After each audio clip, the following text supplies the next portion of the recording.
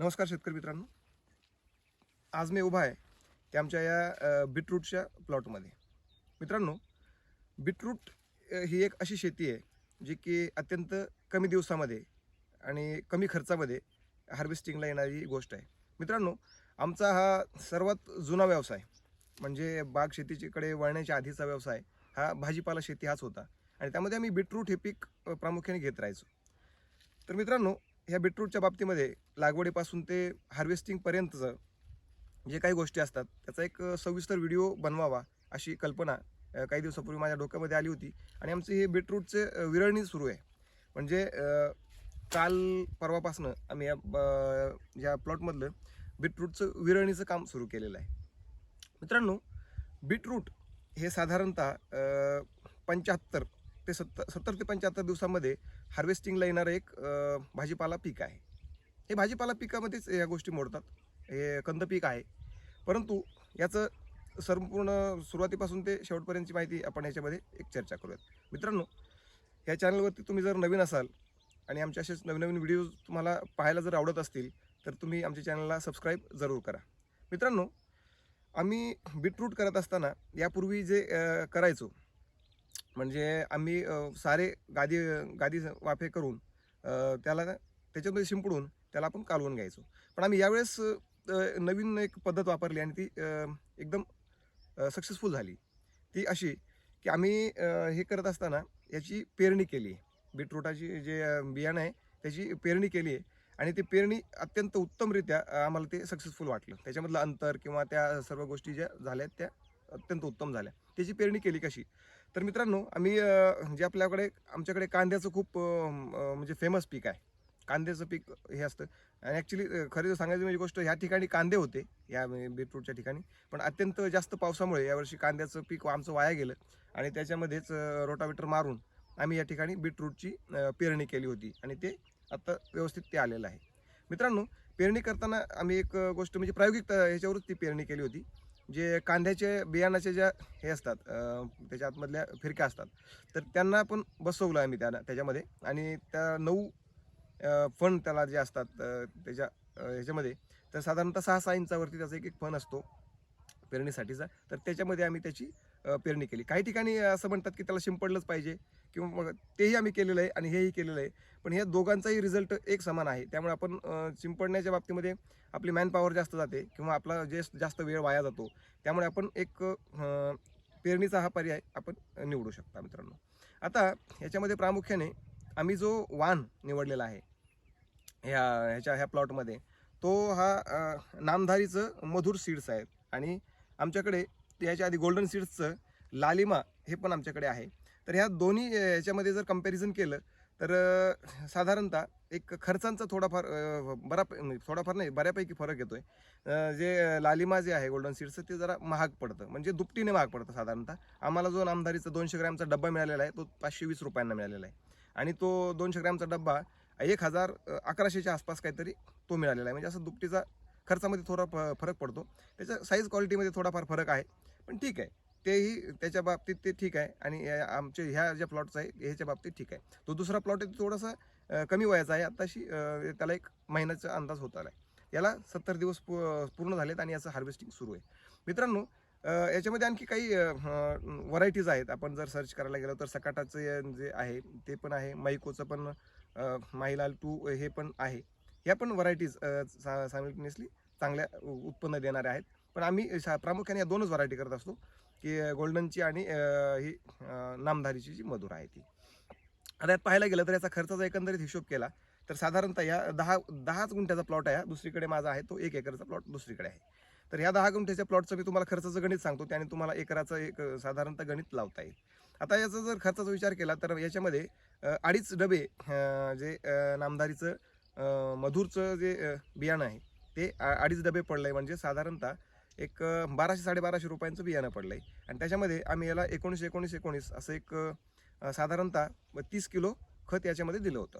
तर त्याचा एक खर्च जर साधारणतः पकडला तर त्याचा एक 2,500 पर्यंत दोन्हीचा खर्च जातोय आणि याला फवारणी जर म्हणताल तर याच्यावरती फक्त मावा कीड प्रादुर्भाव करते. दुसरं बाकीचं कुठल्याही गोष्टींचा याच्यावरती जास्तीचा प्रादुर्भाव होत नाही. त्यामुळे मावा किडीच्यासाठी आम्हाला एक फवारणी घ्यावी लागली.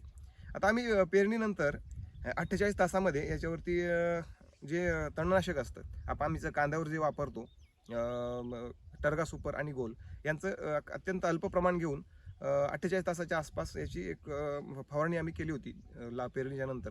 कारण जर जास्त काळ गेला तर ते याच्या उगवण क्षमतेवर परिणाम होतो. असं आमच्या एका प्लॉटमध्ये पूर्वी झालं होतं की आम्ही जर थोडंसं लेट केला तर काय होतं हे बघण्यासाठी प्रयोग केला, पण त्याच्या उगवण क्षमतेवरती परिणाम झाला आणि त्याच्यातलं 25% 30% बियाणं उगवलंच नाही. त्यामुळे 48 तास हा त्याच्यातला आयडियल कालावधी आहे.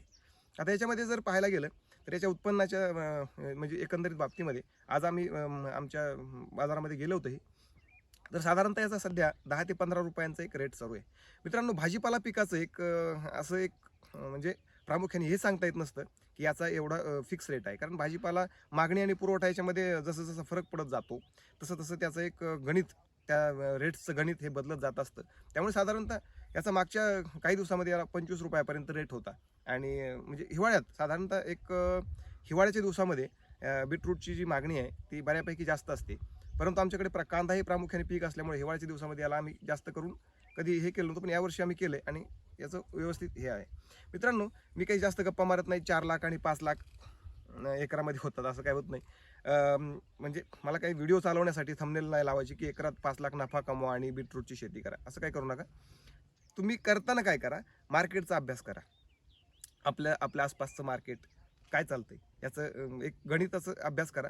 असं नाही की एक 5 लाख नफा होतोय म्हणून आपण लावून दिलं बीटरूट. त्याचं मार्केटचं शोध घ्या. तुमच्या आसपास किती मार्केट आहे किंवा ते कितपत तुमच्याकडे चालते, ह्या गोष्टींचा सर्व एक विचार करा आणि त्यानंतरच एक बीटरूटाच्या याचं जे शेती आहे त्याचा एक तुम्ही विचार करू शकता. मित्रांनो, आता याचं एक सांगायचं झालं तर हे 10 गुंठ्याचं हे आहे, तर याच्यामध्ये माल किती निघतो साधारणतः. तर आता याची विरळणी सुरू आहे आणि बरंच बाकी आहे याच्यामध्ये आणखी.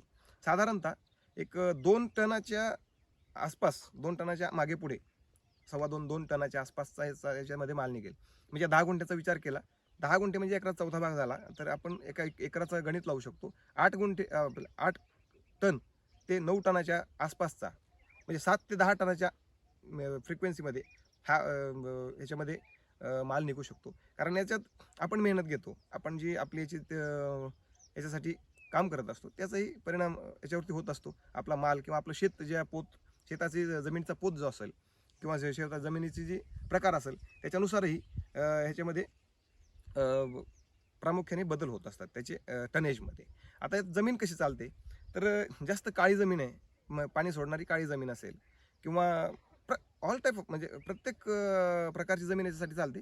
फक्त याच्यासाठी आपल्याला जर जास्त काळी जमीन असेल तर जास्त वारंवार पाणी द्यावं लागत नाही, आणि जर थोडीशी पाणी जास्त सोडणारी जमीन असेल तर याला वारंवार पाणी द्यावं लागतं आणि खतांचं थोडंसं बदल याच्यामध्ये करावे लागतात. जर काळी जमीन असेल तर त्यासाठी थोडंसं कमी फार खत असेल, म्हणजे जर ताकदवर जमीन असेल तर थोडं कमी फार खत असेल तर चालेल. पण जेव्हा तुमची जमीन ही थोडी भुरकट रंगाची वगैरे असेल तर त्या थोडेसे त्याला आणखी वेगवेगळे मायक्रोन्यूट्रन्स वगैरेचं खत त्याच्यामध्ये मिक्स करायला लागेल, जेणेकरून त्याला एक व्यवस्थित त्याची ताकद मिळेल.